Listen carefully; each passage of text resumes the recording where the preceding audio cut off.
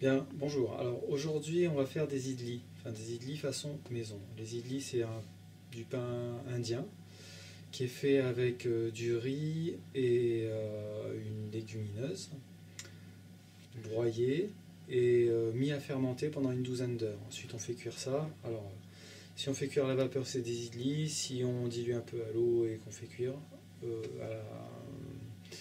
dans une poêle, ça fait des sortes de crêpes. On appelle ça des dosas. Donc nous, on va faire ça d'une façon un peu particulière et de façon à simplifier les choses. Donc je vais vous montrer. On a besoin de quoi? Très simple, de 400 g de riz, 200 g de lentilles corail, 600 g d'eau. On a besoin aussi d'un appareil comme ça.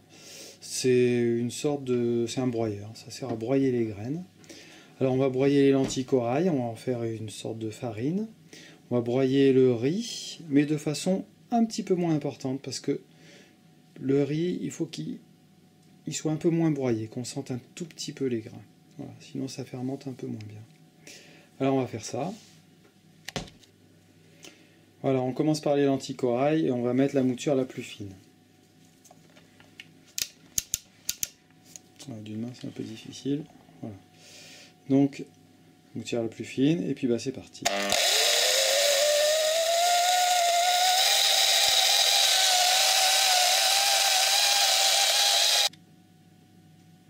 Voilà les lentilles corail broyées. Et on va faire la même chose avec le riz, en prenant la précaution d'augmenter la mouture. Voilà. Donc à moitié. C'est parti. Et voilà l'apparence du riz broyé.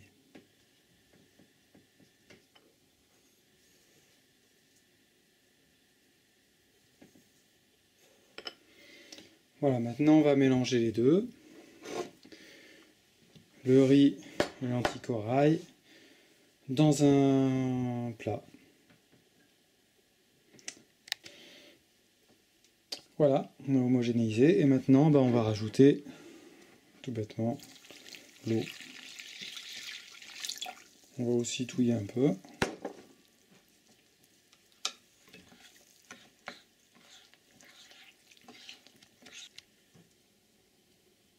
Voilà, c'est homogénéisé.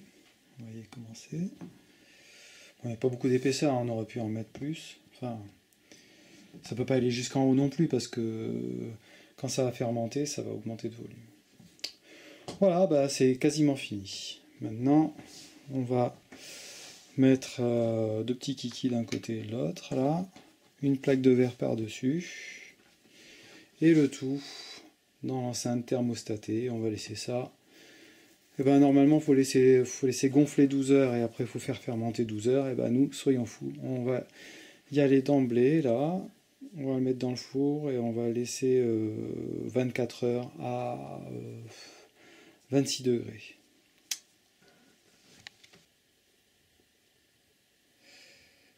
Et voilà, avec la plaque de verre, ici une petite pince pour tenir la sonde thermique, la sonde de température. Voilà. Là, une plaque de bois pour éviter qu'il y ait une zone de surchauffe. En dessous, une ampoule. De chaque côté, moi j'aime bien, j'ai mis deux pierres qui servent de masse d'inertie. Donc l'ampoule, elle chauffe toute l'enceinte et elle chauffe entre autres les pierres. Donc ça crée une inertie. Donc voilà, ça amortit les courbes de variation de température. Et maintenant, on va mettre en route le régulateur de thermique, là, de température. Toc, en appuyant sur Reset, 15 degrés. Donc la température, j'appuie sur 7 de consigne, 27 degrés, c'est ça. Voilà. Et ensuite le delta.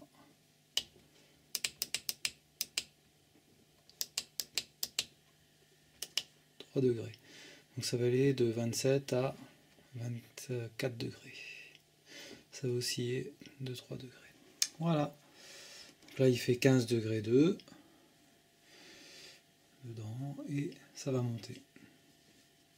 On peut aider comme on est dans le four en préchauffant légèrement le four. Voilà, mais rendez-vous dans 24 heures. Mais après 20 heures, on va regarder où on en est. Voilà, on voit pas mal de condensation. Et puis, dedans, on voit il y a beaucoup de bulles. Donc ça a drôlement bien marché. Ouais, on voit la lumière.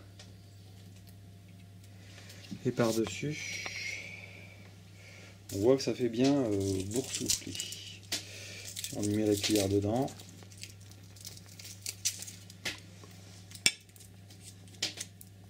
on voit quand même bien que ça a gonflé.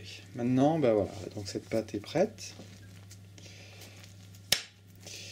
Il va falloir maintenant la préparer. Donc mélanger des choses comme, je sais pas, chacun de voir, un mélange salé avec de l'ail, des épices, des graines de sésame, ce que vous voulez.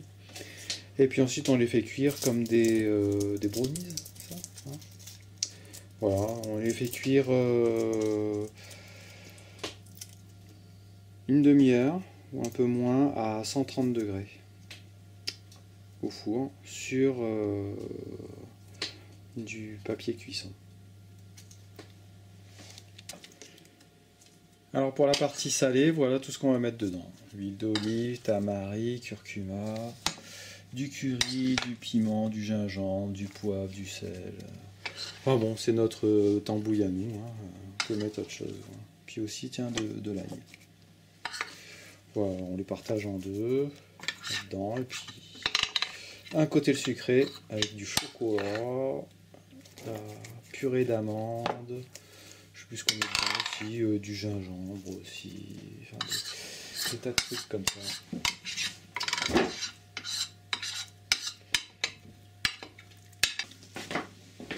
Pour le sucré, 100 g de chocolat pâtissier à 71% bio sans OGM qu'on va faire fondre au micro-ondes. Le chocolat fondu, du coup on va mettre de la purée de cacahuètes, du sucre, de la cardamome, du gingembre, du poivre. Pour le salé, les épices sont en train d'être ajoutées. Là, je pense que c'est le poivre noir, excellent pour la santé. Poivre noir bio, n'est-ce pas? Bon, et ben voilà, c'est parti. Alors, comme des brownies, j'ai dit. Donc pas trop épais, on a dit aussi. On a rajouté quoi? Des noisettes, des noix... Qu'est-ce qu'on a mis encore? Des figues, des raisins secs. En plus, voilà.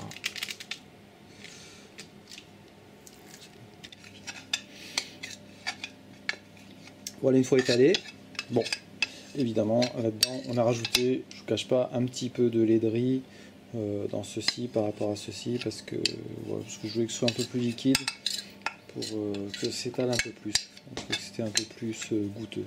Comme ça. Voilà, ça c'est les salés.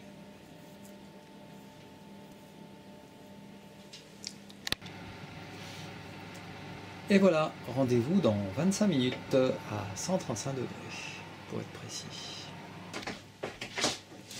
Voilà, 25 minutes plus tard, il n'y a plus qu'à déguster. Et le lendemain, nous voilà au coin du feu en train de déguster avec une chouette infusion nos idlis au chocolat. Croyez-nous, elles sont super bonnes. Même Mimi, elle aime les idlis. Ouais. Oh, c'est bon, hein. Ouais, au chocolat, les idlis au chocolat. Miam, miam, miam, miam.